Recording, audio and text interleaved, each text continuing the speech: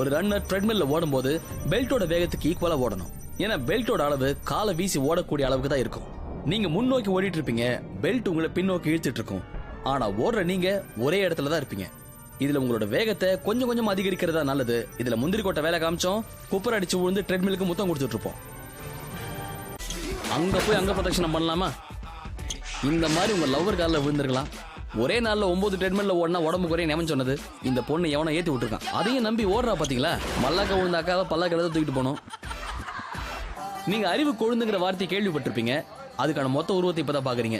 குச்சி ஊனி நடக்கிறாரே, இவருக்கு மூளையை முட்டில தான் இருக்குது. அப்படிதான் தம்பி, ட்ரெட்மில்ங்கிறது ஓடி உடம்பு ஒழுங்கா வச்சுக்கணுங்கிறது தான். இப்படி கட்டையை வச்சுட்டு கரகாட்டம் ஆடுறதுக்கு இல்ல. வீடியோ போட்டு பாருங்க, வாழ்க்கை பூரா சிரிப்பீங்க. இவரு ட்ரெயினர் கிட்ட பேர் வாங்குறாராம். இவங்க எல்லாம் யாரு சொல்லி இந்த மாதிரி பண்றாங்கன்னு தெரியல. ஒருவேளை கீழே விழுந்து அடிப்படாதுன்னு யாரோ சொன்னதை நம்பிட்டாரோ? அடுத்தவன் பேச்சை கேட்டு தூள்னா இப்படிதான் பேக் டிராப் பிச்சுக்கிட்டு போயிடும்.